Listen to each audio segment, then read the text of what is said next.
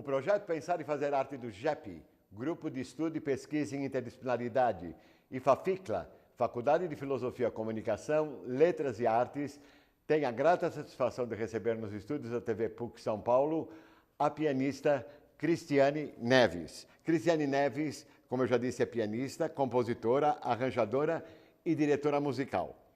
É formada em Direito pela Universidade de São Paulo.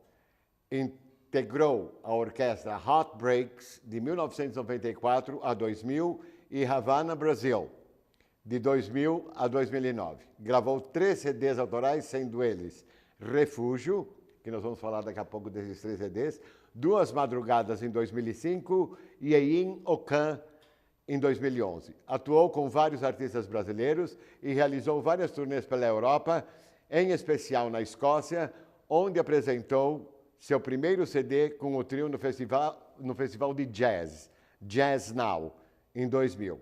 Apresentou-se no importante festival de La Pattaya, Punta del Este, Uruguai, com seu quarteto em 2008.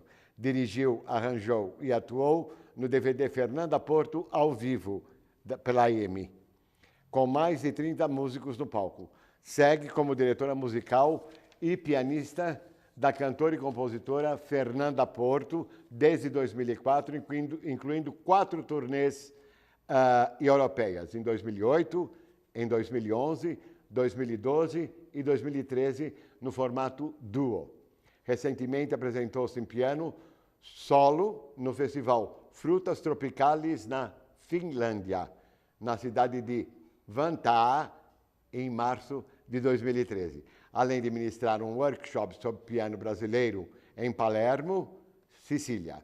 É mestre em música pela Unicamp e gravou agora já o seu 4º CD, Andata e Ritorno, em Bolonha, Itália, em 2014 e 2015, com a participação de artistas e músicos italianos em produção artística de Max de Tomazzi. Cris, é um grande prazer tê-la aqui, longe da sala de aula, né? Longe da sala de aula, para falarmos de música. E isso é sempre um prazer dentro do Pensar e Fazer Arte. Cris, conta um pouquinho como começou essa paixão pela música. Como é que ela começou? Bom, em primeiro lugar, muito obrigada pelo convite. É um prazer enorme falar de música. É um música. prazer para nós receber. Principalmente para uma pessoa tão especial como você, que também conhece tanto de música, tão refinadamente, né? Thank you. Então... Not that much. Não é aquele muito, não. E, na verdade, assim, meu interesse foi desde criança, porque a família do meu pai, todos tocavam algum instrumento, e aos domingos, como a gente ia visitar minha avó, todo mundo ficava naquela roda de samba. Eu aprendi, a partir daí, a tocar cavaquinho, violão, instrumento de cordas, e logo aos 7 anos eu já comecei a estudar piano, e nunca mais parei. Meu pai, que me incentivou, ele escrevia com a caneta tinteiro os números nas teclas, e eu pegava aquelas partituras com os números e tocava, começava a ler, dedilhar, e foi uma imagem que eu guardo com muito carinho, esse início, assim, dessa forma. É o começo, né? É o começo que durou para a vida. Para a vida, exatamente. Para a vida. E qual a sua formação acadêmica e como começou o seu interesse pela música já em nível profissional? Eu, na verdade, sempre tive um sonho de trabalhar com música, mas na época do vestibular, da faculdade, sempre também fui muito ligada a estudo, gosto de estudar, você sabe disso. Eu, na verdade, não pensava em fazer uma carreira erudita, e a única possibilidade, a única disponibilidade que a gente tinha à época do vestibular era fazer uma faculdade de música erudita. Então eu falei, não é exatamente o que eu quero, mas eu queria tocar música popular e tal. Acabei fazendo direito, porque realmente traz uma formação muito ampla, cultural. Sim. E dentro da faculdade de Direito, fui procurar os meus colegas que não se encaixavam bem ali, os artistas. Encontrei o pianista Marcelo Gimenez, que era aluno do José Eduardo Martins. E o José Eduardo Martins, que era o pianista que dava aula na Escola de Comunicações e Artes, nos ofereceu um trabalho para os pianistas no Jockey Club. Eu já estava no 4º ano da faculdade, e comecei a trabalhar na sede social do Jockey Club como pianista, E foi aí que eu comecei a desenvolver um repertório enorme. A gente ia ali na Rua Direita, a gente buscava aquelas partituras antigas. Sim, sim. Então eu tinha um caderninho assim, lentas antigas, lentas modernos, tango, bolero, tudo. Então foi ali que eu comecei. Ganhava bastante dinheiro, mais que como uma estagiária. Aí não parei mais. Nunca mais parei.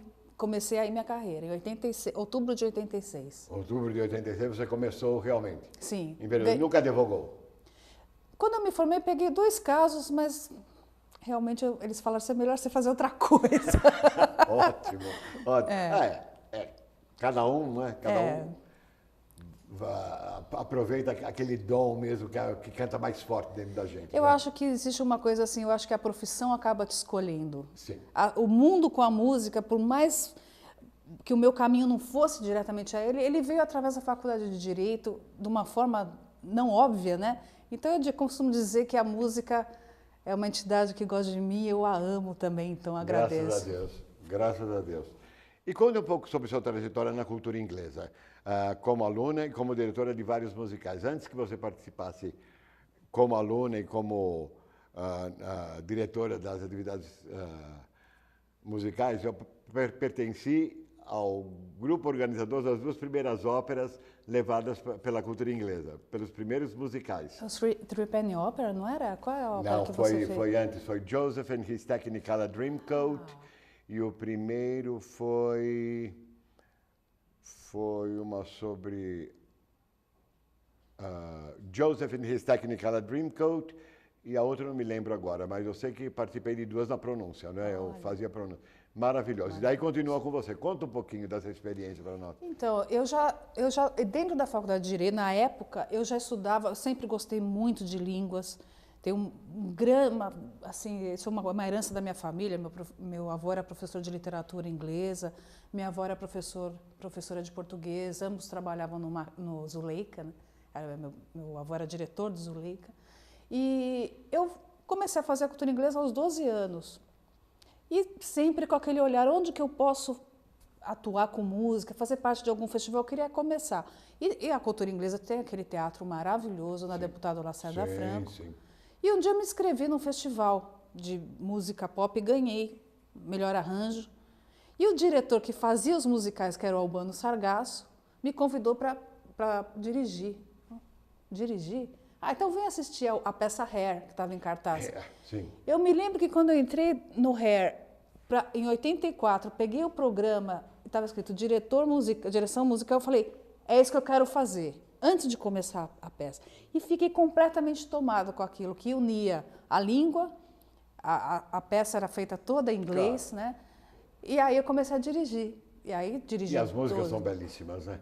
Maravilhoso. Eu sei quase todas de cor, porque no primeiro Hair que veio para o Brasil, eu fiz teste para entrar. Entrei e não pude por causa da faculdade. E aí a gente também convivia. Nossa, era uma união de linguagens muito. Muito. Aprendi muito. Os alunos aprendem muito também. Eu amo a cultura inglesa, assim, foi a grande responsável por esse conhecimento de teatro musical, né, de direção musical. É maravilhoso, principalmente para o aluno, né? A desenvoltura linguística que eles têm depois de uma experiência dessa é brutal. Com certeza. Seu trabalho como diretora musical lá mesmo na cultura inglesa desembocou numa bolsa de estudos concedida pelo Conselho Britânico para estudar teatro musical na Inglaterra. Como foi essa experiência? Depois de tudo isso, você foi para lá, não é? E aí, o que aconteceu? Na verdade, quando eu já estava... Porque a gente fazia teatro amador ali, né? Então, eu era responsável pela banda, eu montava... Era muito difícil a educação, assim, você convencer um músico de que aquilo ia fazer parte da formação dele. Não é aquela coisa do cachê. Não era um grande grupo de estudos. Sim. E eu gostava tanto que eu falei assim, quer saber, eu vou pedir uma bolsa de estudos para o Conselho Britânico. E foi um grande presente. Em 92, eu ganhei uma bolsa de estudos para fazer um estágio na Mount View Theatre School, estágio em direção musical. Não era um estudo, na verdade eu trabalhava com os atores, trabalhava praticamente das 8 às 6, todos os dias eu fazia parte, eu era pianista correpetidora dos ensaios, eu era pianista, eu trabalhava individualmente com os atores. E cansa, hein? tocava para coreografia. Cansa. E ao final, isso foram 4 meses, todos os dias desse jeito, e ao final nós montamos a peça Pirates of Penzance, do original Gilbert and Sullivan, que é uma ópera. Foi adaptado e era piano solo, 300 páginas. E em uma semana, eu correpetidora todo mundo, todos os atores de 17, 18 anos lendo partitura à primeira vista. O diretor, amanhã, essa cena está pronta, a próxima. Em uma semana monta-se um musical de 3 horas. E eu ralando, correndo atrás, né? Claro. E foi muito, eu fico até arrepiada de falar, porque a cultura inglesa, para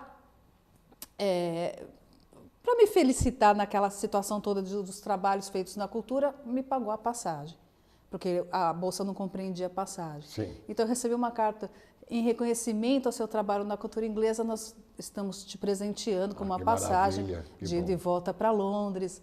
Então, assim, eu tive essa oportunidade de trabalhar 4 meses com atores, é uma escola específica de musicais, nas várias áreas, sendo com o diretor, com a coreografia, com a interpretação individual, tive a oportunidade de trabalhar com os performers, né?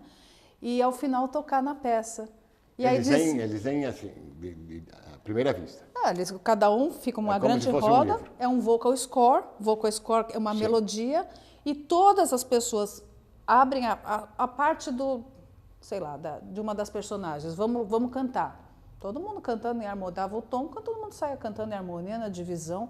Em harmonia, que a gente fala em harmonia, é cantar com várias vozes, né? Aqui a gente não usa harmonia, é um termo que a gente não usa aqui a gente fala um coro ou um coral, né? E aí, no final, acabei tocando no Pirates of Penzance e todo mundo, os ingleses são frios. Eu lembro que no último espetáculo, deu o último acorde, acabou aquele tudo, eles abriram a cortina com um buquê de flores. Eu entrei no palco, as pessoas, we couldn't have done without you. Eu nunca mais vou me esquecer. Que beleza. A experiência, né, de ter esse contato humano e profissional. Então, internacional também. Internacional. Beleza, Cris. Parabéns. Obrigada. Você também foi pianista e arranjadora de uma das orquestras de música latina mais importantes de São Paulo nos anos 90. Não é? Sendo aclamada como a melhor banda da cidade na capa da Veja. São Paulo, na mesma época. Como eram os shows e como era esse trabalho? O que você desenvolvia dentro da orquestra como um todo? Na verdade, a orquestra ela ficou conhecida com o espetáculo Emoções Baratas, reproduzindo as músicas do Duke Ellington. Então, era um espetáculo que ficou em cartaz com a direção do José Posse Neto. Foi muito importante. E, a partir dali, montou-se o Multicoração, que tinha um repertório mais latino, e me chamaram. Eu fui substituir o pianista um dia e me chamaram para ficar. Fiquei 6 anos na orquestra. E tinha uma agenda, Cláudia. A minha agenda chegava por fax. Assim, a gente tocava na noite, entendeu? Era a noite paulistana, tocava, recebia artista internacional e tocava para as pessoas dançarem. Então, assim, era uma coisa... Explica um pouquinho para o telespectador como eram essas noites. Quer dizer, qual era o ambiente, qual era a atmosfera que tomava conta desses lugares? Era ali no Bar Avenida, na Rua Pedroso de Moraes, em São Paulo, e em frente tinha o Vou Vivendo, onde aconteciam os grandes shows de choro. Era uma época em que havia a boemia no bom sentido, cultura boa, música. Havia um ambiente que as pessoas se encontravam e faziam música. A gente tinha ensaios assim, militares, sabe? Por semana, tirava aqueles arranjos, ensaiava com a banda. É preciso. Nossa. É preciso. E entrava no palco e tinha assim um público enorme que gostava de dançar. E formar aquele público já era cativo, que era tinha até a musiquinha, toda quarta na Avenida, toda sexta no Blém Blém. O Blém Blém, no final da Cardeal Verde, também era um clube. Sim. Também que o Heartbreakers era sócio, e a gente fazia à noite.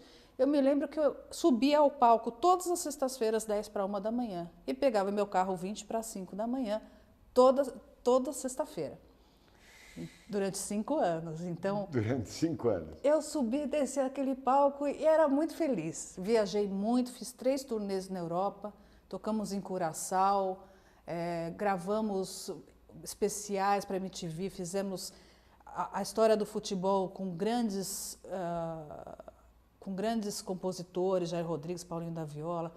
Trabalhei muito diretamente com esses artistas todos. Que maravilha. Que experiência. Foi uma grande experiência. Que experiência. Isso você pode contar para qualquer jovem que ambicione, né? A carreira de musicista. E agora conta um pouquinho dos seus discos autorais, do Refúgio, Duas Madrugadas e Em Ocã. Na verdade, eu tenho esse espírito assim também de compositora, né? Eu gosto de escrever minhas coisas, escrever mesmo, escrever música. E eu falei, eu me lembro que eu falei, em 1996, eu falei, vou registrar. Tinha aquele ambiente, aquele contato, conhecia tanto músico em São Paulo, né? Vinha lá do Zimbo Trio, do Clã, e gravei esse primeiro disco, que é o Refúgio, e gravei praticamente composições minhas, arranjos de Radamés Inhata, Noel Rosa. E nesse disco tem o Luiz Chaves do Zimbo Trio, meu grande amigo, baixista, Cisão Machado, que tocou com Elis Regina, com Djavan, grandes músicos nesse disco. E foi o primeiro, acabei indo para a Escócia lançá-lo também. E o segundo, você tem outros aí? Esse aqui é o segundo, é Duas Madrugadas, que também gravei com escoceses. Também, com escoceses, aqui? Aqui, no Brasil, com músicos escoceses. Ele é um CD mais introspectivo, era a fase que eu estava fazendo meu mestrado na Unicamp, estava muito influenciado pela música de Dave Grusin, que é o tema do meu mestrado, a música para cinema. Então, ele até está catalogado como world music, mas não é exatamente, é um jazz brasileiro, autoral, né? E esse último que eu gravei agora chama-se Em Ocã. Em Ocã, na língua iorubá, significa você no coração. Oh, que bonito. E aí tem um pouquinho de influência africana, muita percussão, nesse sentido mais do uso da percussão na música instrumental. Esse foi o último que Esse foi o último. Quer dizer, agora tem o italiano. E tem o italiano que saiu já? Vai estar saindo. Vai estar saindo. Olha, eu quero um, hein? Eu quero um. Vai ter lançamento? Se Deus quiser. Estamos trabalhando para isso. Que não seja dia de aula, por favor. Vamos lá.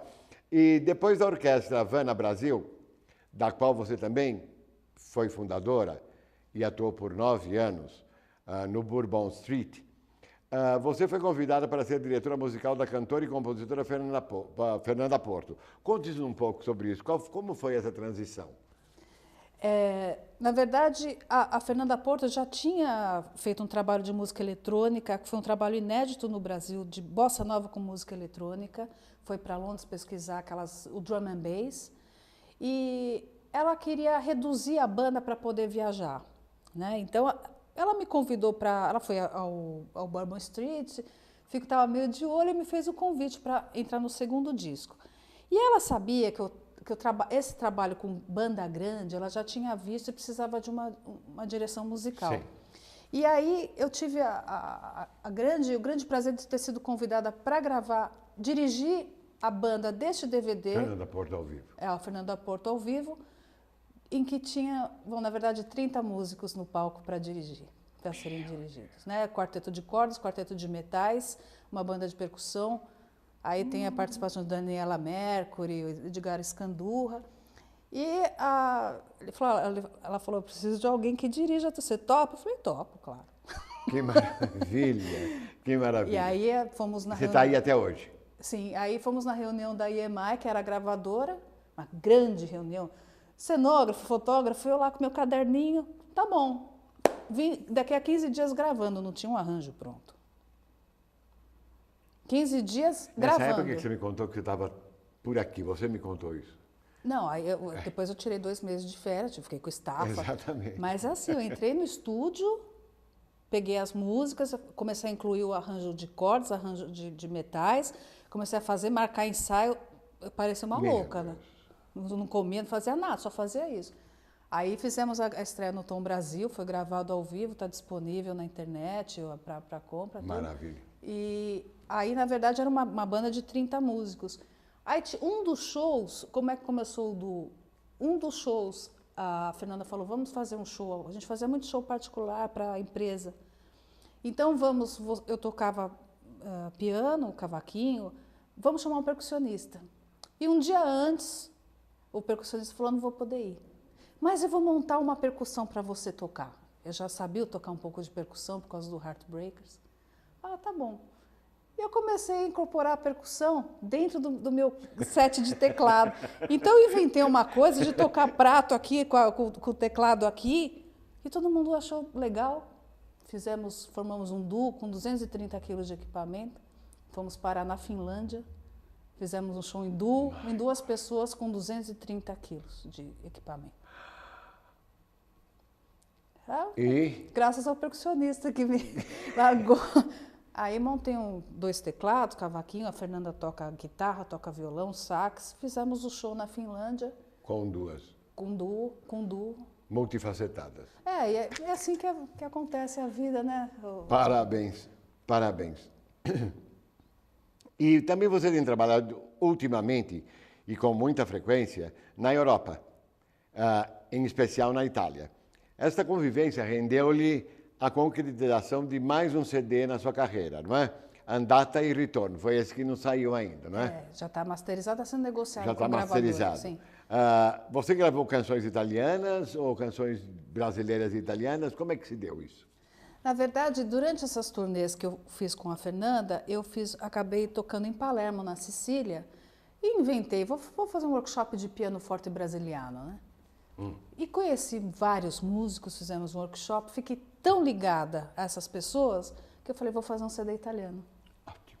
E convidei vários cantores italianos, gravei canções italianas, mas com arranjos mais jazzísticos, diferente daquilo que a gente está um pouco acostumada, aquela forma italiana, que a música é belíssima, mas levei o baterista do Brasil, fiz um trio de jazz e gravei Io che amo solo te, Senza fine, uma música minha com versão em italiano. Opa. E são canções, resolvi colocar cantores de toda a parte da Itália.